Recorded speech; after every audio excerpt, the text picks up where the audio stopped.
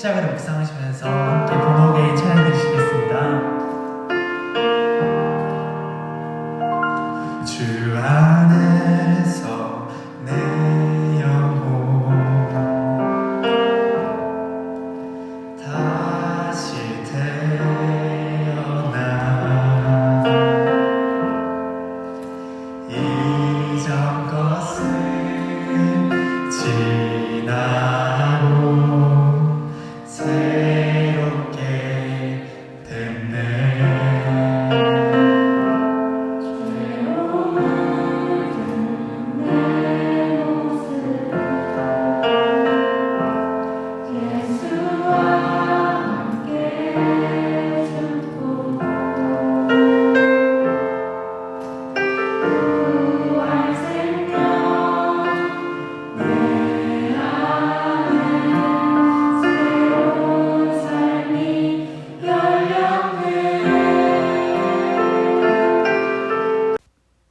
할렐루야. 오늘은 신명기 9장입니다. 9장 5절에서 8절입니다.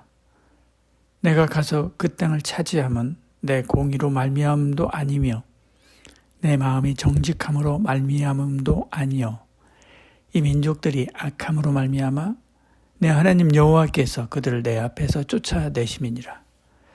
여호와께서 이같이 하심은 내 조상 아브라함과 이삭과 야곱에게 하신 맹세를 이루려 하심이니라. 그러므로 내가 할 것은 내 하나님 여호와께서 내게 이 아름다운 땅을 기업으로 주신 것이 내 공의로 말미암음이 아니니라. 너는 목이 곧은 백성이니라. 너는 광야에서 내 하나님 여호와를 경노하게 하던 일을 잊지 말고 기억하라. 내가 애굽 땅에서 나오던 날부터 이곳에 이르기까지 늘 여호와를 거역하였으되 호렙산에서 너희가 여호와를 경노하게 하였으므로 여호와께서 진노하사 너희를 멸하려 하셨느니라. 아멘. 하나님께서 이스라엘 백성이 가나안 백성을 이기게 하고 그들을 내쫓습니다. 그리고 그 땅을 이스라엘 백성에게 주시지요. 그들을 성민, 거룩한 백성이라고 불러 거기에 살게 하십니다. 왜 하나님은 차별하실까요? 왜 가나안은 미워하고 이스라엘은 사랑합니까? 그들의 땅을 빼앗아 죽이면서까지 거기에 이스라엘 백성이 살게 하실까요? 그들이 깨끗해서인가요? 그렇지 않다고 성경은 말씀합니다. 오히려 가나안 백성을 벌하기 위해서다라고 말씀하지요. 5절에 말씀합니다. 내가 가서 그 땅을 차지하면 내 공의로 말미암음도 아니며 내 마음이 정직함으로 말미암음도 아니요 이 민족들이 악함으로 말미암아 내 하나님 여호와께서 그들을 내 앞에서 쫓아내십니다. 여호와께서 이같이 하시면 내 조상 아브라함과 이삭과 야곱에게 하신 맹세를 이루려 하심이니라. 이스라엘이 가나안 땅을 공격한 것은 정복 전쟁이 아닙니다. 하나님의 칼과 창이 되어서 죄악이 관영한 가나안 사람들을 벌하는 심판이지요. 그래서 하나님은 아브라함에게 언약을 주실 때 내 자손이 애굽에서 400년 동안 힘들게 살 것이라고 말씀하죠. 그리고 4대 만에 가나안으로 돌아오게 되는데 그렇게 늦게 그들이 오는 것은 그때까지 아모리족 속의 죄악이 차지 않기 때문이다 라고 말씀합니다. 16절에 말씀하죠. 창세기 15장 16절에 말씀하죠. 내 자손은 4대 만에 이 땅으로 돌아오리니 이는 아모리족 속의 죄악이 아직 가득 차지 아니함이니라 하시더라 이렇게 말씀하죠.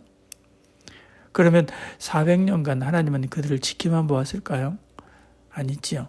그들이 돌아오기를 기다렸습니다. 회개하도록 사람들을 보냈습니다. 그러나 그들은 점점 더 깊은 죄악으로 들어갔지요. 그 회개의 기간에 그들은 회개하지 않았습니다. 결국 그들은 그들의 죄로 멸망합니다. 그래서 가나안 정복이 그들을 완전히 진멸하는 잔인한 전쟁이 된 거지요. 심판이기 때문에 그렇습니다.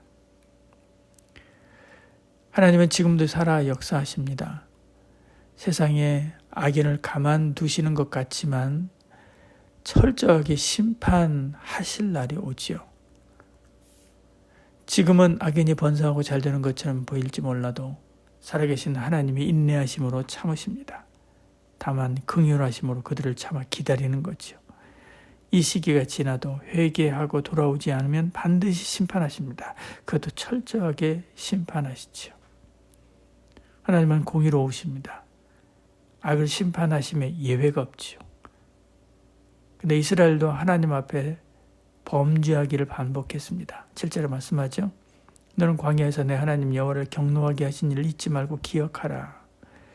내가 애굽 땅에서 나오던 날부터 이곳에 이르기까지 늘 여호와를 거역하였으되 이렇게 말씀합니다.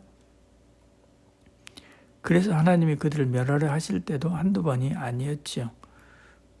9장 8절에 호렙산에서 내가 여호와를 경노하게 하였으므로 여호와께서 진노하게 하사 너희를 멸하려 하셨느니라 말씀하죠. 19절에도 말씀합니다.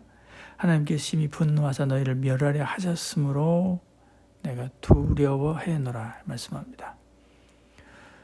죄의 싹은 사망이지 예외가 없습니다. 그래서 그들이 잘못했을 때도 수없이 경고했습니다. 수없이 멸하려 했습니다. 그러나 모세와 같은 선지자들의 기도로 살 수 있었지만 결국 아수르로 바벨론으로 끌려가고 말았습니다. 하나님의 자녀라고 모든 것을 면제받지 않습니다.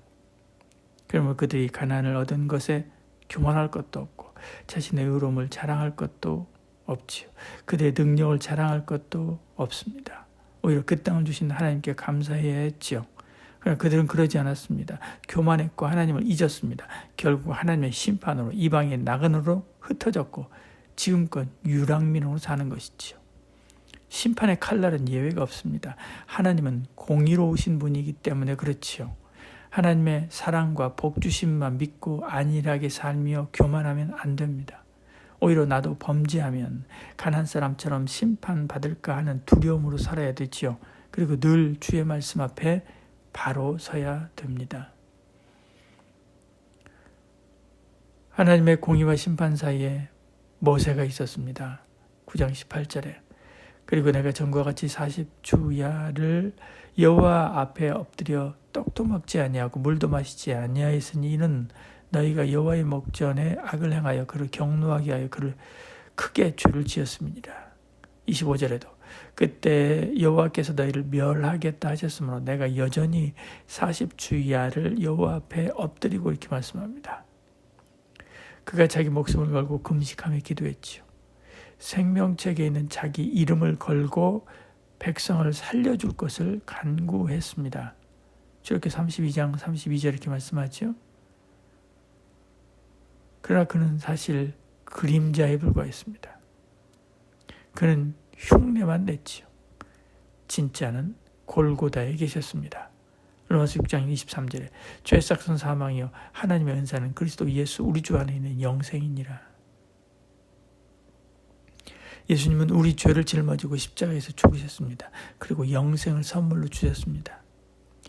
우리 영혼은 한순간도 죄 짓지 않고 살 수 없을 정도로 연약해졌습니다.